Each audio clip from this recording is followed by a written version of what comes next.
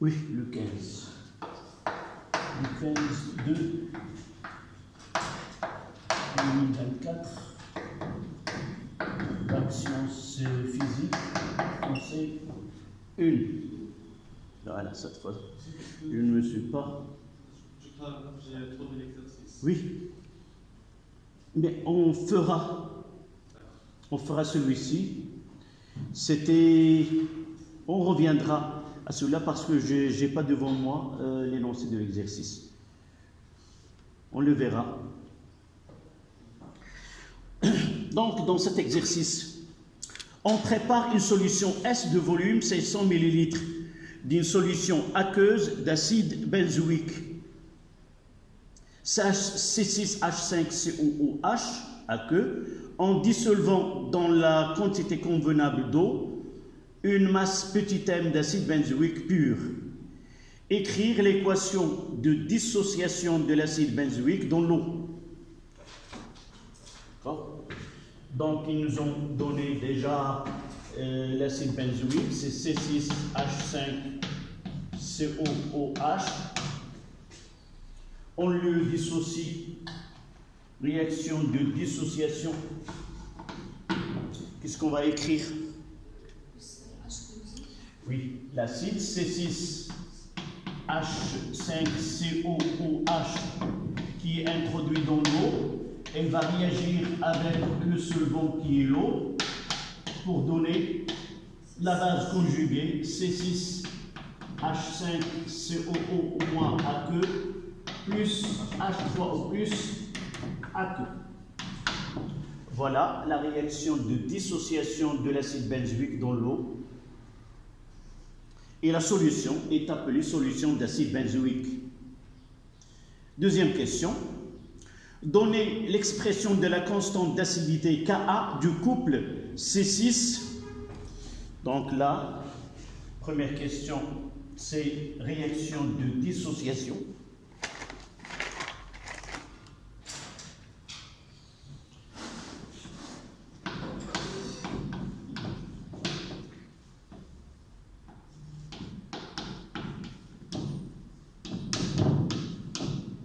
Dans l'eau. Deuxième question, c'est l'expression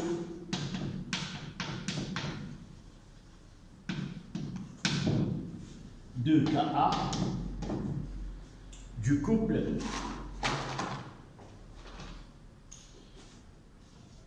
C6H5COOH sur C6H5COO-. Rappelez-moi la définition de la constante d'acidité. C'est comment on a défini cette constante d'acidité. Oui?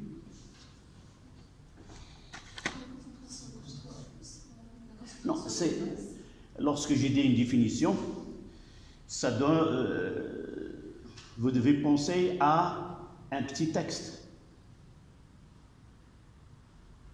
Par exemple, définir le temps de demi-réaction, c'est là, avec une phrase. La constante d'acidité, c'est quoi? C'est la constante d'équilibre de la réaction de l'acide avec l'eau. Donc déjà, ils nous ont donné d'écrire on nous a demandé d'écrire l'équation. Donc on va mettre, mais sans donner la définition parce que ce n'est pas demandé. Donc, s'ils ont demandé la définition, on l'écrira. Mais dans ce cas-là, on va la dire d'une façon indirecte. Ka est égal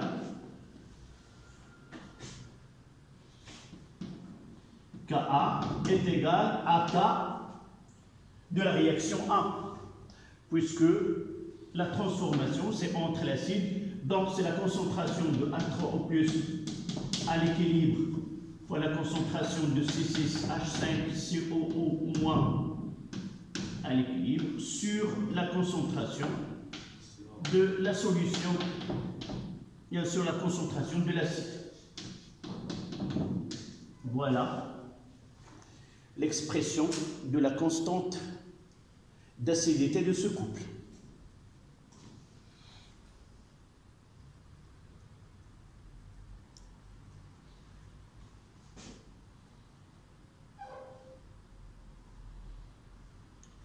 Évidemment, dans un devoir ou dans un contrôle continu ou dans un baccalauréat, on peut ajouter à la troisième question qui n'est pas faite ici, on vous donne le pH de la solution et on demande de calculer la constante d'acidité de ce couple.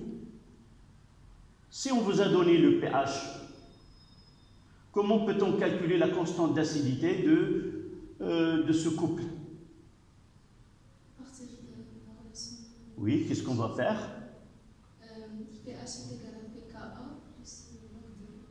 Mais tu vois que j'ai déjà une relation qui est prête à utiliser. Donc le H3O+, elle est là. Ah, c'est 10 à puissance pH. Et quelle est la concentration de C6H5CO La au? concentration de H3. Voilà. Donc on imagine devant nous le tableau d'avancement. Donc là c'est CaVa en excès 0, 0. Et là c'est CaVa moins X équilibre. On aura X équilibre et X équilibre. Lorsqu'on divise par le volume, on aura la concentration de C6H5CO- est égale à la concentration de H3O+. Et la concentration de l'acide, c'est C moins la concentration de H3O+. D'accord? Donc, là, on discute tout simplement, ça sera la concentration de H3O+, au carré sur CA moins la concentration de H3O+. Et vous pouvez dire que là, la concentration de H3O+, à l'équilibre, c'est 10 moins pH. D'accord? Voilà. Si on vous a donné le pH, vous pouvez calculer cette constante d'acidité. D'accord?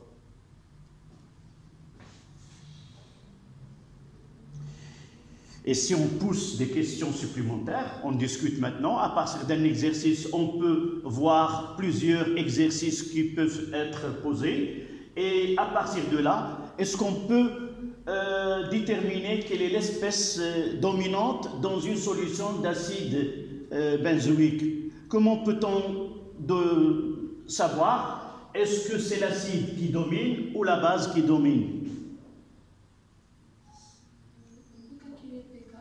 Oui, nous avons Ka, donc le PA, il est connu. Théoriquement, sans faire de calcul, comment on peut dire l'espèce, comment peut-on obtenir l'espèce dominante?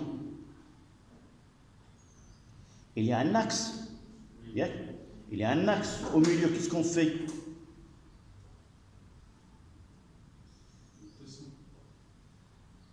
Il y a un point de référence. Non. Tu as dit tout à l'heure, qu'est-ce que tu as dit tout à l'heure à propos d'une relation? Le pH est égal plus log de la concentration de la base sur la concentration de l'acide. Si la concentration de l'acide est égale à la concentration de la base, qu'est-ce qu'on a? Quel est la pH est égal? Voilà. Donc, dans ce cas-là, au milieu, on a le pH est égal au pKa. Et qu'est-ce qu'on dira dans cette partie-là? Au voisinage de ce pH-là, est-ce qu'une espèce peut être dominante? Oui, aucune n'est dominante. Les deux espèces se présentent à la même concentration et par la suite, aucun des deux domine. Dans cette partie-là, c'est l'acide C6H5COOH domine. Et dans cette partie-là, c'est le C6H5COO- qui domine. D'accord?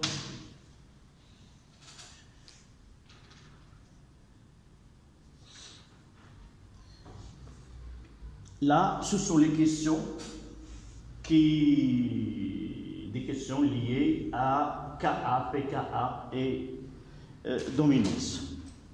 On passe à la question 3. Maintenant, on parle de dosage. On suit les variations de pH de la solution lors de l'ajout dans un volume VA est égal à 20. Est égal à 20. Je dois essayer de...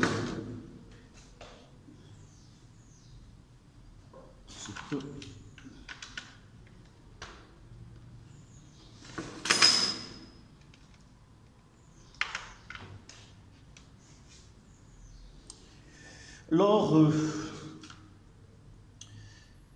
VA est égal à 20 ml de la solution S, d'une solution de soude de concentration CBC 5 mmol par litre, la courbe obtenue représente la variation de pH en fonction de VB de la soude versée. Écrire l'équation. D'abord, je vous donne la courbe. La troisième question.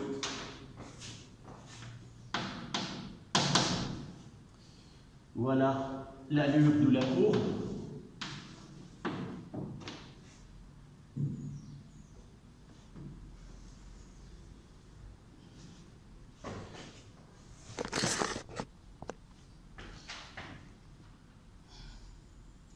Là, ce point-là, là c'est 8.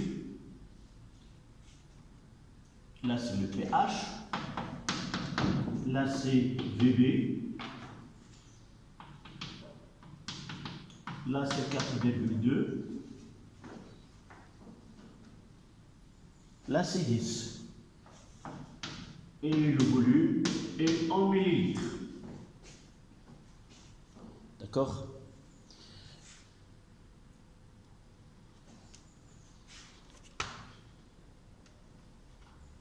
Voilà.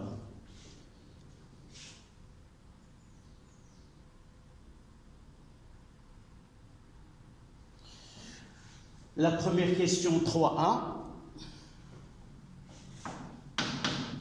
Écrire, dans cet exercice, on vous demande tout simplement d'écrire l'équation de dosage. Mais dans certains cas, on vous demande de définir les caractéristiques d'une réaction de dosage acido-basique. Je reprends. Parfois, on demande les caractéristiques, quelles sont les conditions d'une autre manière. On pose la question d'une autre manière. Quelles conditions doit satisfaire une réaction pour qu'elle soit une réaction de dosage? D'accord? Et écrire cette équation. Donc ici, équation de dosage.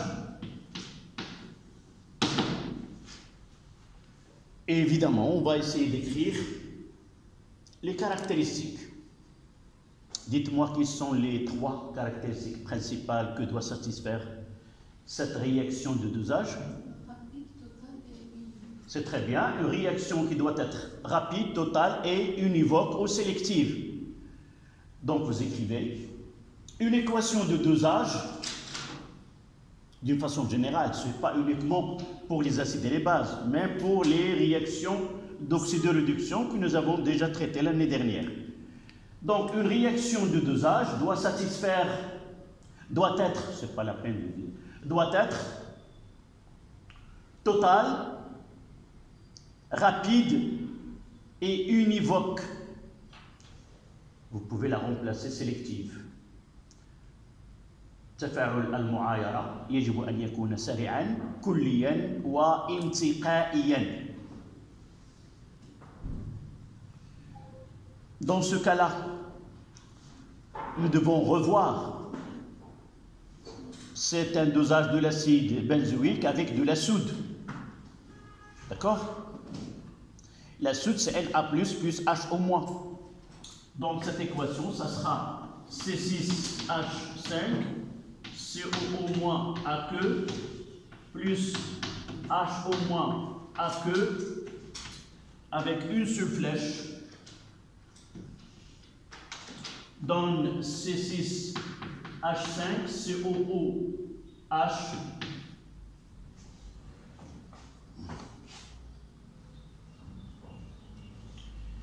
oui, aqueux. Et qu'est-ce que j'ai fait? C'est l'acide donne CH3CO au moins AQ plus H2O. Voilà, c'est la réaction de dosage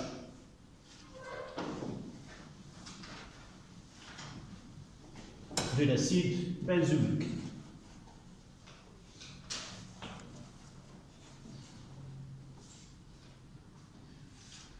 Petit b, la soude, c'est pas donné, c'est Na plus H au moins. La réaction, je vais l'écrire ici, réaction de dosage de C6H5COOH par l'hydroxyde de sodium ou la soude par Na plus H au moins. D'accord? C'est dosage d'un acide par une base.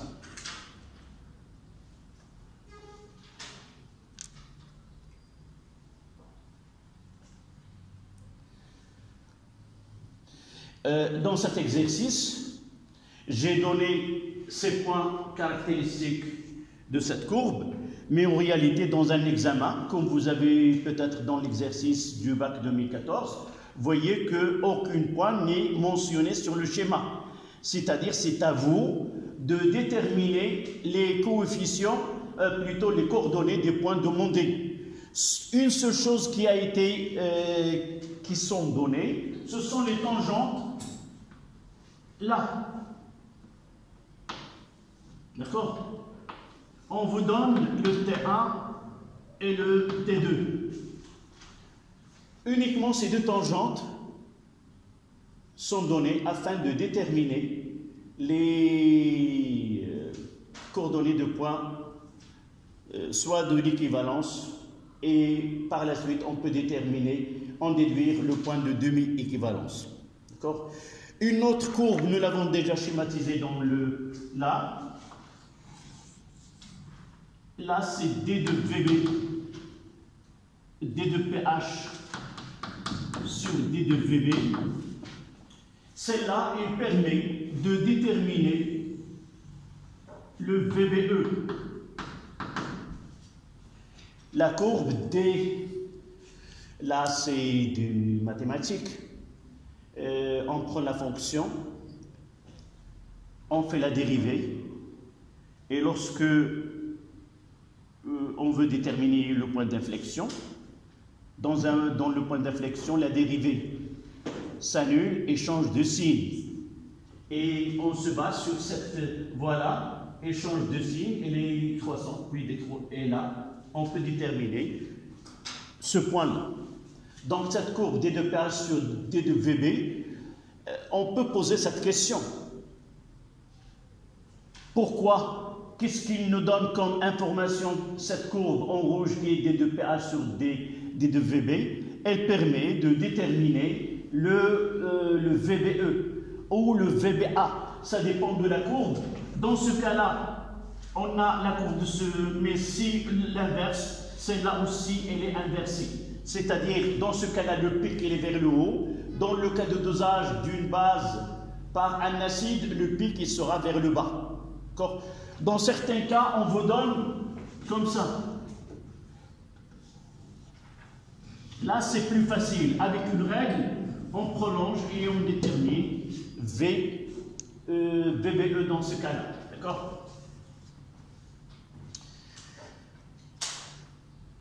Dites-moi, si on vous a donné que les tangentes, comment vous allez procéder pour déterminer le point E, le point d'équivalence, le point d'inflexion de la courbe PH en fonction de VB. Voilà le point d'inflexion. La courbe change de concavité de là à là. Et même, on a un autre point d'inflexion ici, où la courbe change de concavité de là à là.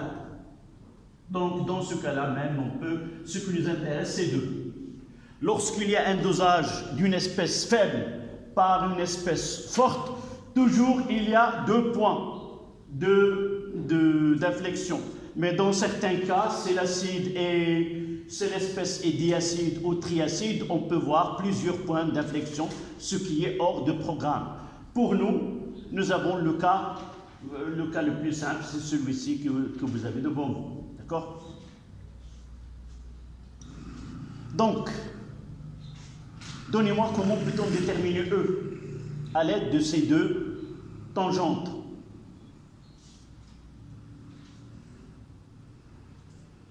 La première des choses, c'est quoi?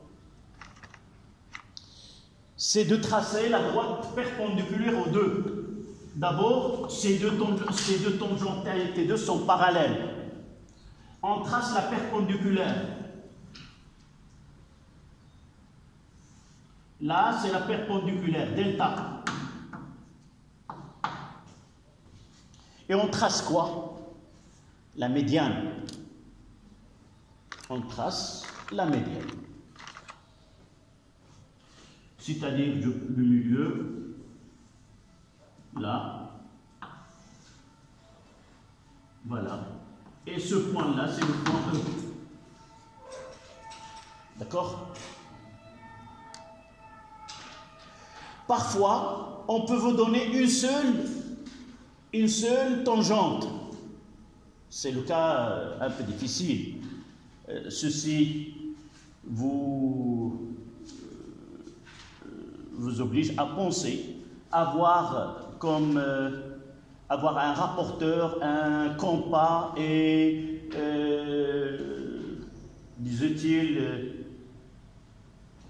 et là, qu'est-ce qu'on va faire? Si on vous donne une seule, je prends la perpendiculaire à la première tangente et je prends la perpendiculaire à un point qui passe par le point de courbature ici, la tangente en ce point. Et là, on trace la deuxième droite tangente et on continue de la même manière.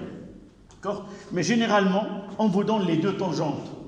Vous n'avez qu'à tracer la droite perpendiculaire et chercher la médiane qui passe par le point E.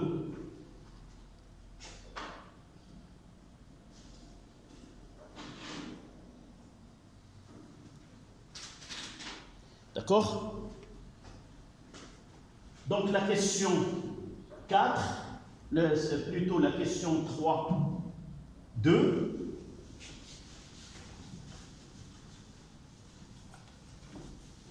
C'est déterminer les coordonnées de ces deux points.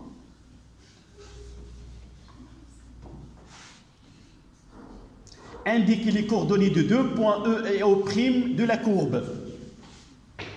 Coordonnées. Je vais commencer de là.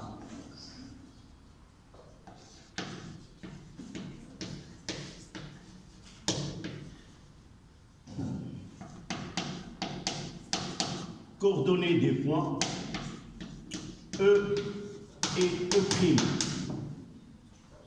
D'accord? Coordonnées des points E et E' de la courbe, évidemment, pH est égal à F2 VB. Et quelle est leur signification?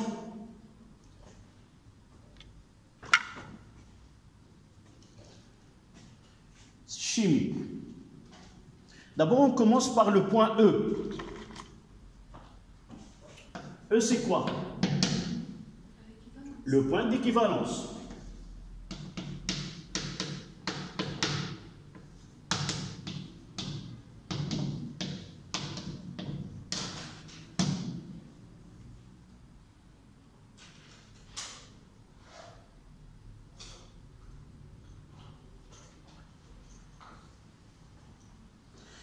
Quelle est sa signification chimique?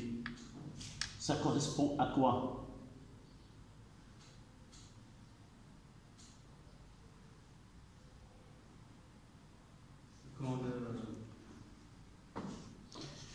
On peut parler de ce qu'on appelle un titrage, un dosage ou une neutralisation. Parfois, on peut utiliser ce terme. C'est-à-dire, on ajoute de la base pour que la totalité de l'acide a réagi. Ou on peut dire que c'est le point à partir duquel c'est le point qui correspond à la neutralité totale de l'acide. C'est-à-dire on ne va pas trouver de l'acide dans le mélange réactionnel à ce point. Évidemment, on peut donner d'autres définitions. C'est le point où la quantité de matière de la base ajoutée est égale à la quantité de matière de l'acide présente dans le volume dosé.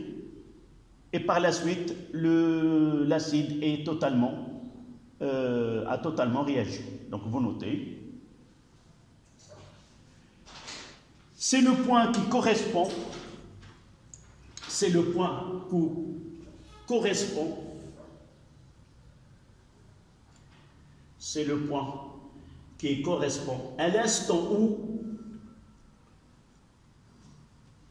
C'est le point qui correspond à l'instant où la quantité de matière de HO- ajoutée, la quantité de matière de HO- ajoutée. Une petite remarque. Là, je vais utiliser la quantité de matière ajoutée est égale. Mais généralement, dans un dosage quelconque, on parlera de la quantité de matière équivalente. Il y a une différence. نتكلم عن كمية المادة المضافة تساوي كمية المادة ديال النوع المعاير، لكن السنة الماضية عند دراسة المعايرة تكلمنا على كمية المادة المكافئة لتفاعل كل النوع المعاير. شنو الفرق ما بيناتهم؟ عندما نستعمل يساوي كتكون المعاملة التناسبية متساوية، واللي عندنا في المعايرة الحمضية القاعدية عندنا H مع HO-، وبالتالي فالمعاملة التناسبية 1:1.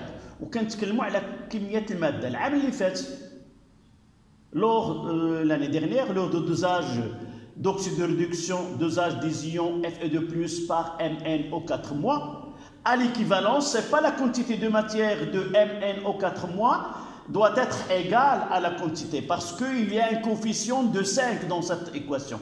Et de là, on parle de la quantité de matière de MnO4- équivalente pour que la totalité des ions Fe2+ réagissent. D'accord? Donc, équivalente lorsqu'on ne sait pas les coefficients stéchiométriques, mais dans les acides et bases, nous avons sûr que les quantités de matière sont égales du fait que les coefficients sont égaux à 1. D'accord? Donc, on complète notre phrase. Qu'est-ce que j'ai dit? Ou la quantité de matière de HO- ajoutée. Avant. C'est le point qui correspond à l'instant où la quantité de matière de HO- ajoutée est égale à la quantité de matière de l'acide dosé.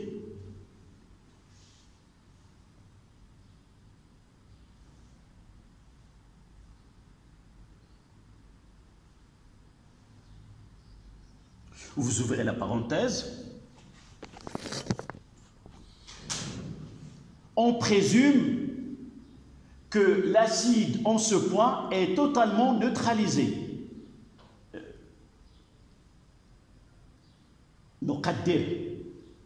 On présume que la totalité de l'acide est neutralisée.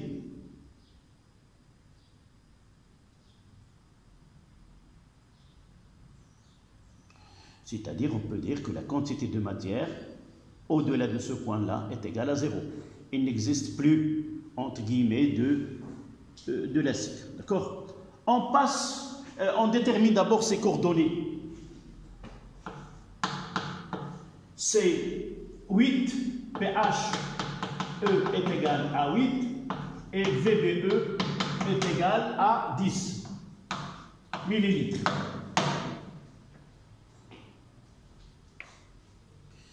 Le point E' maintenant, son nom. Le point de demi-équivalence, le point E', le point de demi-équivalence.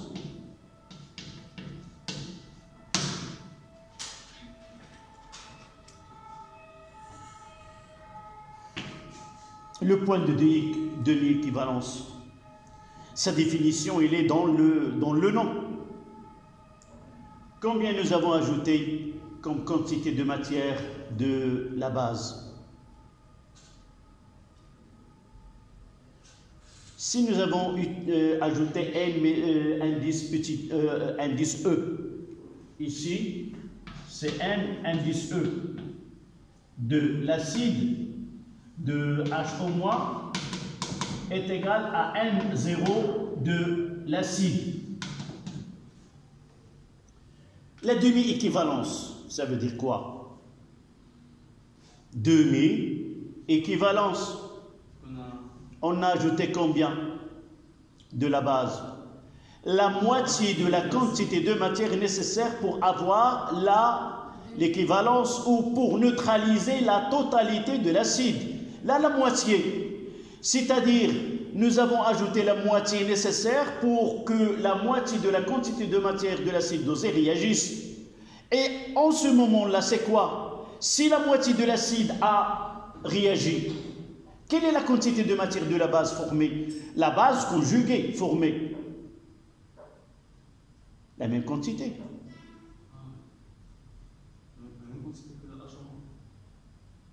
Oui.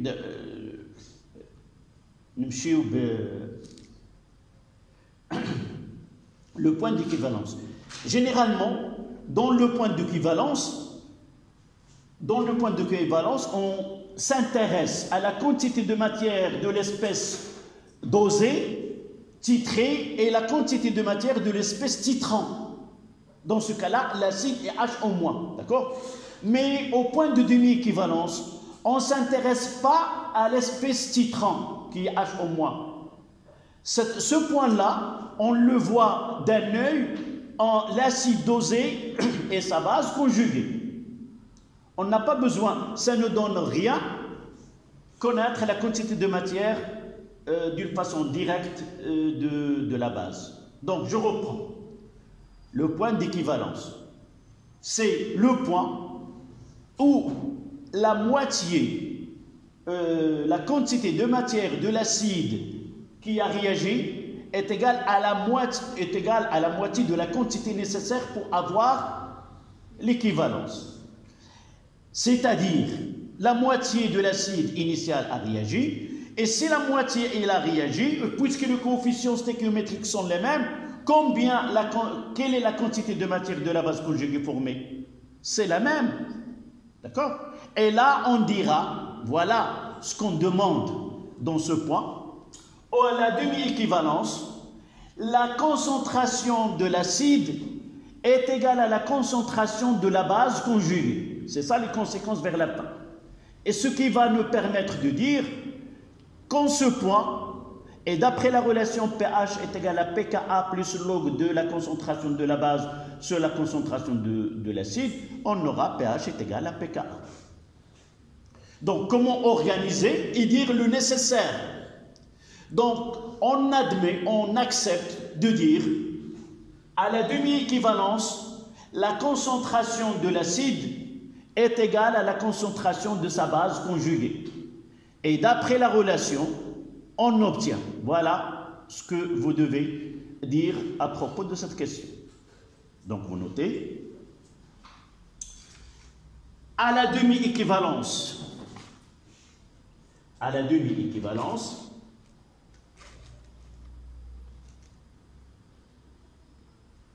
la concentration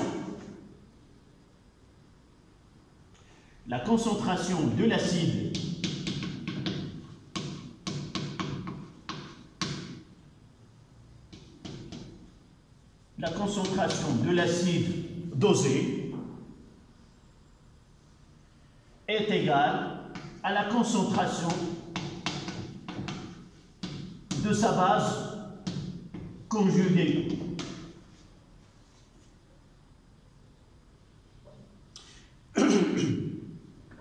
Généralement, ces questions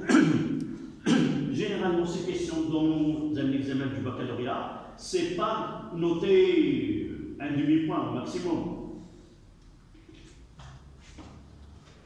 Donc, c'est pas noté. Et par la suite, pensez toujours à la réponse qui doit être en rapport avec la note donnée. C'est 0,25. Vous dites à la demi-équivalence, vous écrivez et vous en déduisez directement la relation. D'accord? Ce n'est pas la peine de perdre du temps à écrire des phrases et des justifications qui sont très longues. Donc, ce qui implique que, quoi?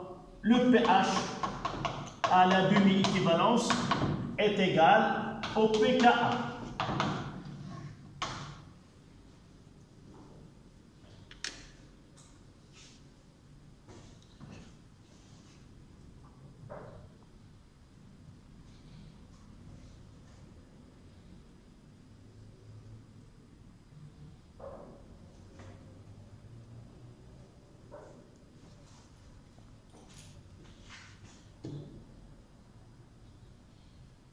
Évidemment, on peut donner les coordonnées de ce point E, E sur 2, qui est E'.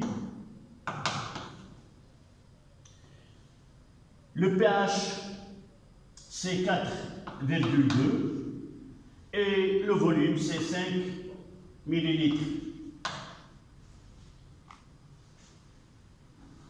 Voici les coordonnées de ce point.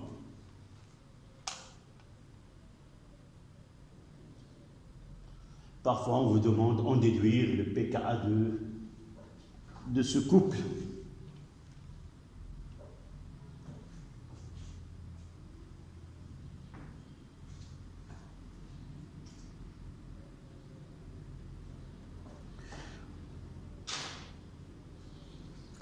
On passe maintenant à la question. C'était 3.1, 3.2, maintenant 3.3.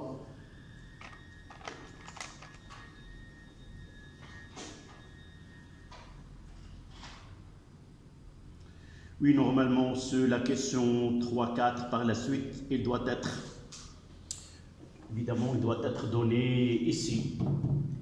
Les questions qui ont été posées dans cet exercice doivent être cohérentes parce qu'on parle déterminer CA, calculer la masse et déterminer le pKa, ça vient par la suite, mais ce n'est pas grave.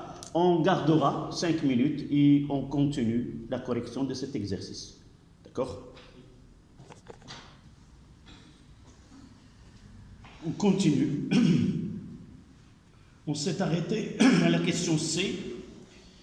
Déterminer C, c'est-à-dire 3.3.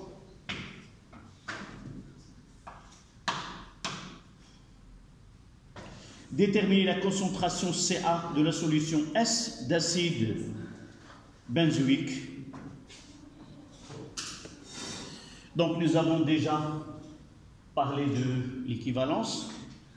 Quelle est la phrase qu'on doit écrire afin d'exploiter la relation entre les concentrations des deux espèces titrées et titrant? À l'équivalence.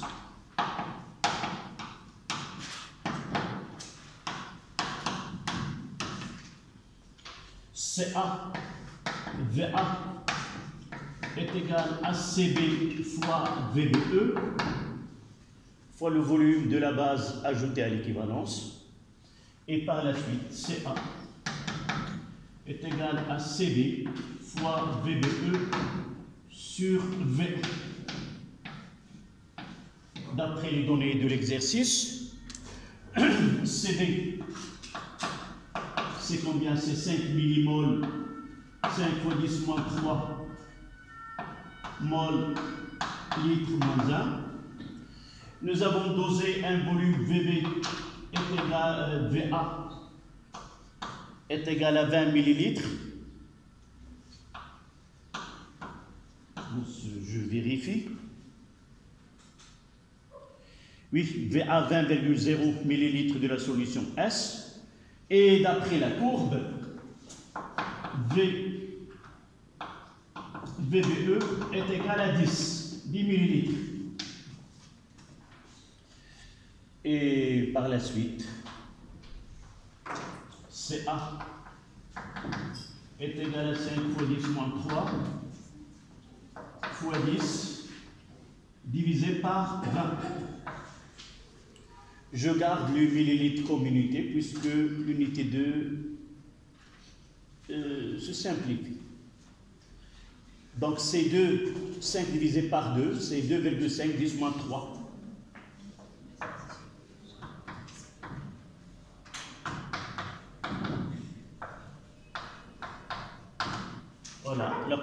concentration.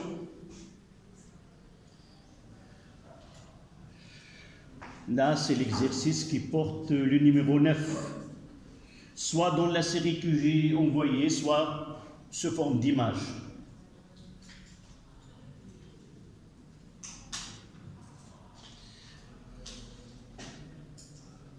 D'accord? Donc, cet acide benzoïque qui a été dosé a une concentration introduite en sur TCA 2,5 mmol par litre ou 2,5 10-3 mol litre moins 1.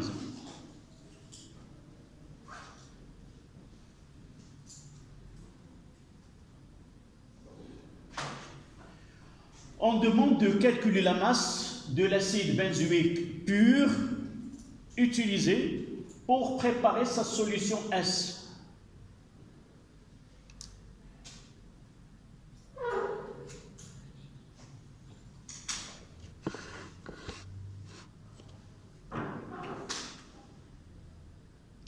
Ça, c'est la question D, c'est-à-dire pour nous.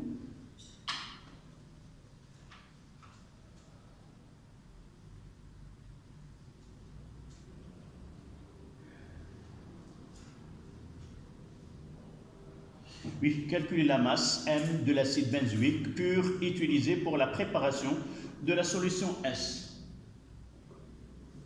Si vous revenez au début de l'exercice, on parle d'une masse M d'acide pur, de l'acide benzoïque. C'est-à-dire, ce n'est pas comme d'autres exercices, on vous donne le pourcentage massique. Dans ce cas-là, nous avons l'acide elle est pur, et par la suite, cette concentration Ca est égale à quoi? C'est la quantité de matière. Pour préparer une solution de concentration Ca, il faut utiliser un volume d'eau et une quantité de matière de l'acide. Donc ça sera Na sur le volume de la solution utilisée. D'accord? Le volume Vs. Cette quantité de matière N2A, c'est la masse de l'acide sur la masse molaire de l'acide. Et on va remplacer dans l'expression. Et de là, on a Ca est égal. La masse, je ne vais pas continuer avec Ma, puisque dans l'exercice, ils l'ont noté M. D'accord? Et le volume qui a été utilisé n'a pas été noté. Donc, je peux garder Vs, le volume de solution. Donc, sur Vs fois grand M de l'acide. Et de là, M est égal, c'est Ca fois Vs fois grand M de l'acide. Voilà l'expression de cette masse demandée. Je ne sais pas s'ils nous ont donné la masse molaire. D'accord, on va voir. Non, c'est à nous de calculer cette masse. Pourquoi? Parce qu'en bas de l'exercice, ils ont donné la masse molaire de l'hydrogène, du carbone et de l'oxygène. Dans certains exercices, on vous donne la masse molaire de l'espèce sans que vous faites le calcul. Donc, grand M de A, je reviens à la formule pour déterminer, c'est C6, et là, un C6H5COOH, donc il y a 6 et 1, c'est 7 carbone, c'est 7 fois la masse du carbone, combien d'oxygène, c'est 2, plus 2 fois la masse de O, plus 6 hydrogènes, plus 6 fois la masse de H. Donc avec une calculatrice, donc 12 fois 7, plus 16 fois 2, c'est 32, plus 6.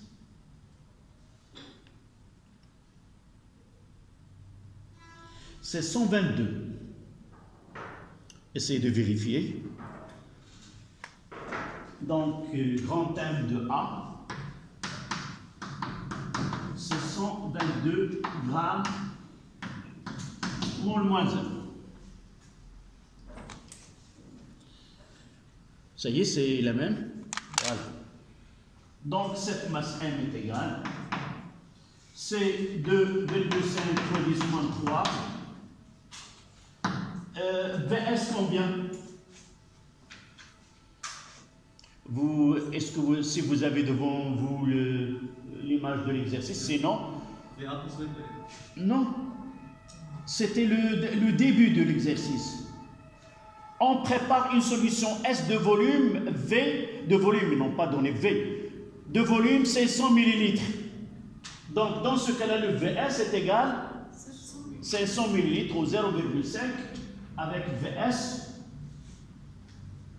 Là, je mettrai VS, c'est 0,5 litres. Ce sont dans les données. Là, on est loin de dosage. Avant de doser, nous avons préparé la solution.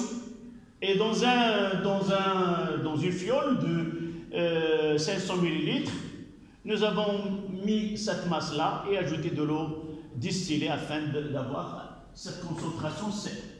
Donc, multiplié par 0,5, multiplié par 122.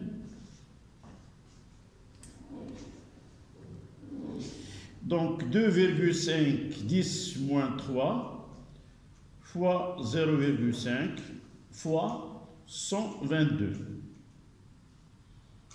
Ça donne 0,15, on prendra M, 0,15 grammes. D'accord?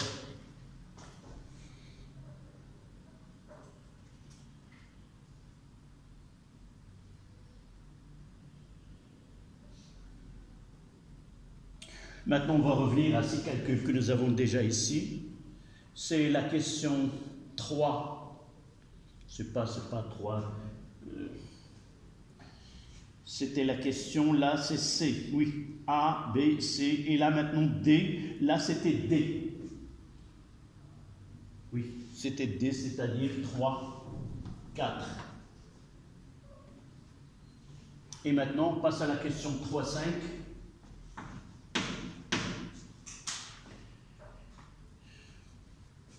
Déterminer la valeur de Ka de couple. Nous l'avons déjà discuté ici.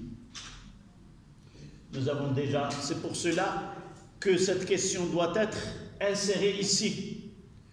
Lorsqu'on parle normalement, si je me permets de réécrire l'exercice, je vais poser cette question-là, le point E, et dire en déduire quoi?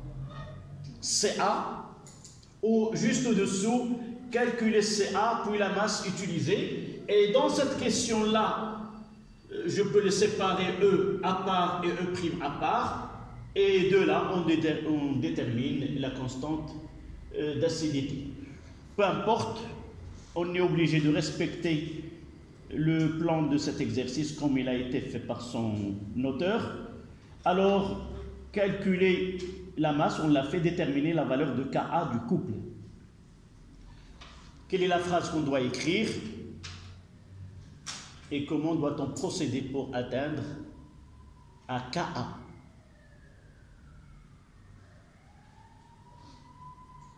À la demi-équivalence, nous avons le pH E' est égal à pKa. Ici, à la demi-équivalence,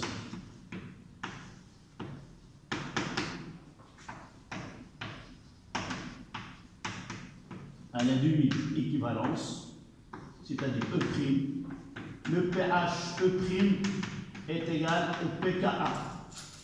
Donc Ka qui est égal à 4,2. Ka est égal à 10 à la puissance moins pKa. Et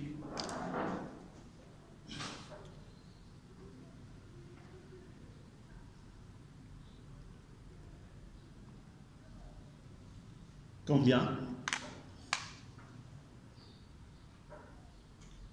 C'est 6,3, 10 moins 5.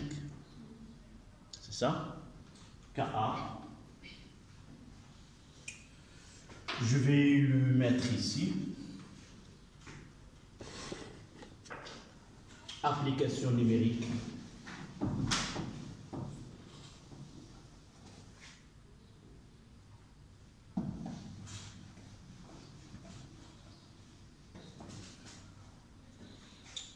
Application numérique, Ka est égal à 6,3, 10 moins 5. À rappeler que Ka est sans unité tant que les concentrations utilisées dans le calcul sont en mol par litre.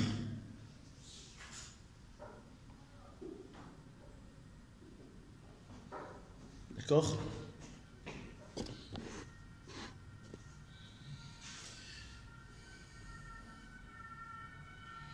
La question 3,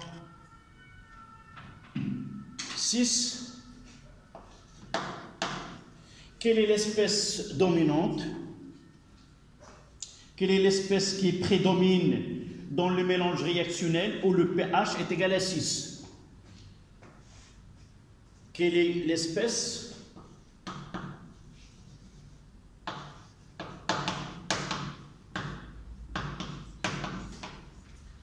qui prédomine? L'espèce chimique, évidemment.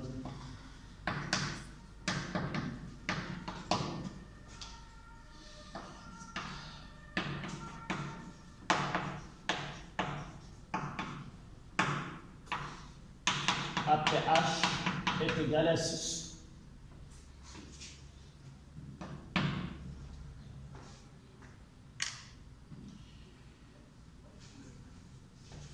Dites-moi comment répondre à cette question.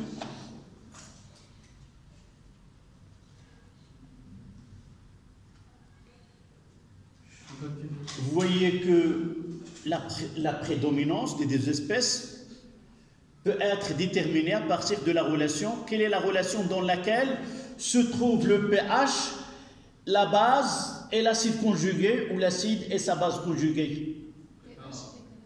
Oui. Donc, d'après pH est égal au pKa plus log de la concentration de la base C6H5COO- sur la concentration de C6H5COOH. On va tirer cette échelle-là. Là, c'est le pH croissant. Au milieu, qu'est-ce qu'on va faire? Nous l'avons déjà prévu dans une discussion tout à l'heure. Le pH est égal pKa. Là, c'est prédominance de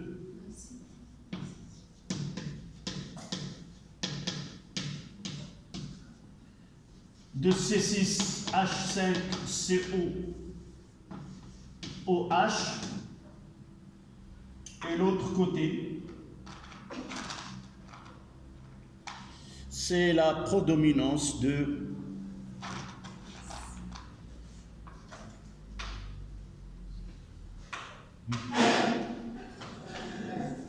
ici, prédominance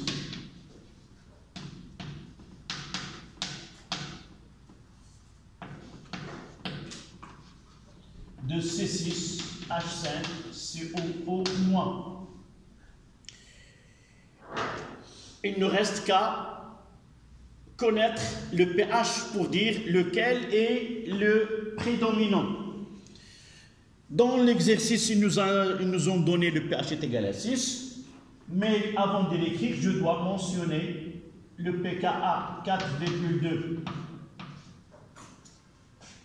Donc 6, elle est là. pH est égal à 6. Donc, c'est la base qui prédomine lorsque le pH du mélange réactionnel est égal à 6. Donc, c'est C6H5COO- qui prédomine à pH est égal à 6.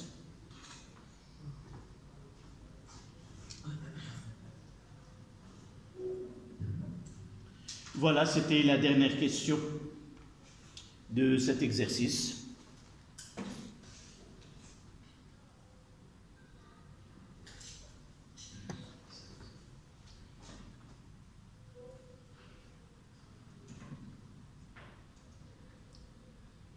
Oui, c'est là l'exercice que nous avons commencé. On s'est arrêté à la troisième partie qui est le titrage acido-basique d'une solution de l'huile d'ammoniac. Donc nous avons traité, c'était le bac 2014.